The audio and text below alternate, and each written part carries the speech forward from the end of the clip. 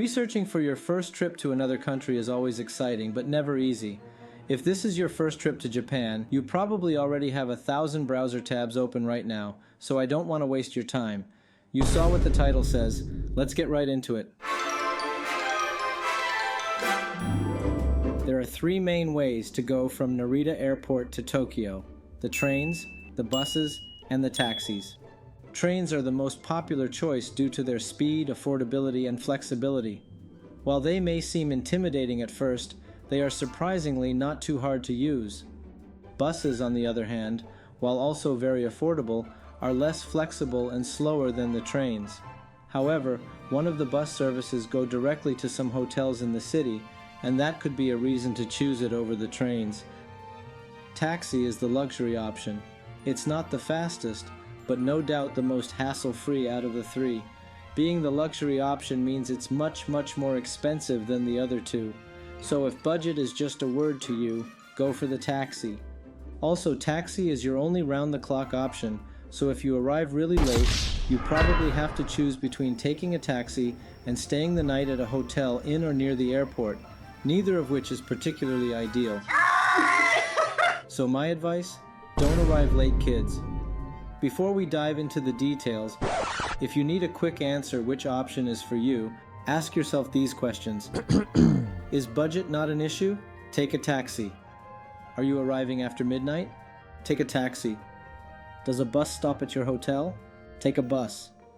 Do you have more than 2 suitcases? Don't take the bus. And if none of the above applies to you, take a train.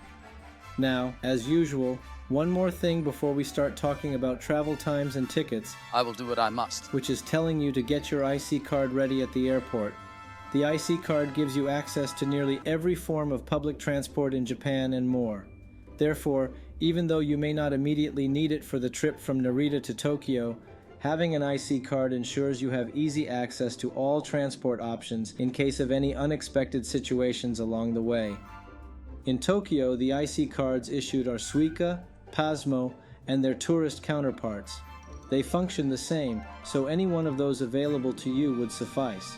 All IC cards can be used interchangeably across the country. If you still have an IC card from a previous trip, even if it's not a Pasmo or Suica, you don't need another one. iPhone users don't need physical cards. You can easily add a digital one to your Apple Wallet. It functions just like a physical card, and you can recharge it on your phone. Android users will need physical cards since phones sold outside Japan don't have the proprietary technology required.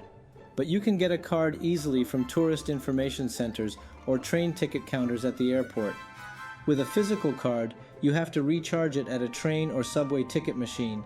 I usually recharge my card to just above 2,000 yen, which covers about 8 to 9 subway rides, or roughly double what you'd spend on public transport on a regular day in Tokyo.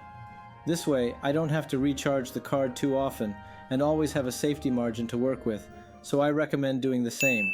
With that covered, let me give you more details about each transport option so you can be 100% sure what to do after you touch down. First of all, let's talk about the trains. You are here, and you need to be somewhere here. So your goal is to first reach the Yamanote line loop and make a transfer to reach your final destination. There are a total of 5 different trains operated by 2 companies. They all connect to the Yamanote line, albeit at slightly different locations. So unless you are going to places not on the loop like Asakusa or Chiba, which one to take really comes down to your budget. To me, the Keisei Access Express is a perfect middle ground for speed and value. If you plan to take the premium option, the Skyliner is cheaper, more frequent, and usually faster. But if you prefer a direct ride without transfers to popular areas like Tokyo Station, Shinjuku, or Shibuya, you might consider taking the Narita Express. The budget options can be really slow and could get crowded as these are the regular commuter trains. But if you are traveling on a budget, nobody should tell you what to do. Okay, so these are all the trains available at Narita Airport, but how do you actually use them? After baggage claim, follow the signs and take the escalator down to B1. The train station will be right in front of you. On the one side, there are the ticket machines and ticket gates for both railway companies. On the other side are the information centers. If you need physical IC cards or want to buy tickets, this is where you need to be. Speaking of tickets, in Japan, most public transport can be paid for using IC cards, but not the premium trains like the Shinkansen or most limited express trains such as the Skyliner or the NEX. So if you plan to take these two, you'll need tickets, but for anything else, your IC card will do. Before buying your ticket though, I recommend doing a quick Google Maps search for your route just to make sure the train you plan to take will arrive in a reasonable amount of time. Start from either Narita Terminal 1 station or Narita Terminal 2/3 station, and make sure to specify your departure time for the most accurate results. If you couldn't be bothered to check, just go to a ticket counter or an info center. The staff there usually speak English and can provide assistance. When buying tickets for the premium trains, you will usually get two pieces of paper. One of them is the base fare ticket, and the other is the so-called limited express ticket, which represents the extra you've paid for the premium train. For those of you carrying luggage, you don't need to reserve luggage space on these trains. It's free for everyone to use. After obtaining your IC card or tickets, you could enter the gates by touching your IC card or insert your tickets. Insert both pieces of tickets if you are taking the premium trains. Note that JR and KC gates are next to each other, so don't enter the wrong one.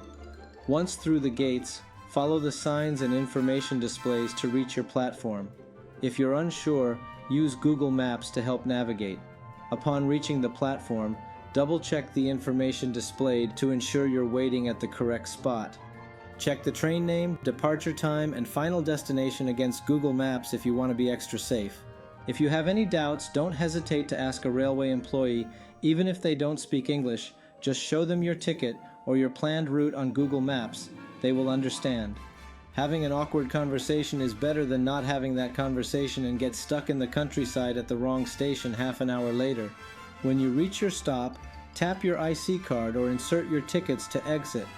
Use the station map or Google Maps to locate the nearest exit to your final destination. If you still have a transfer to make, exit through the gates first and then follow the signs to your connecting train or subway line. Signage in train and subway stations are usually very clear, and as long as you follow it, it's very hard to get lost. Before boarding, verify the platform, train name, departure time, and final destination as you did for your previous ride, and you should get to your destination in no time. And that's how you take a train from Narita Airport to Tokyo. Let's move on to the buses. Compared to trains, buses are somewhat easier to use, but you are paying about the same as the trains for the slowest option of the three.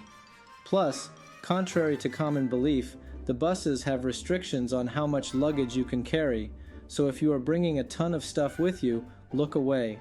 There are two main types of buses you can choose from at Narita Airport: the premium limousine buses and the so-called low-cost buses. Apart from the cost, their major differences are the number of destination choices and luggage allowance.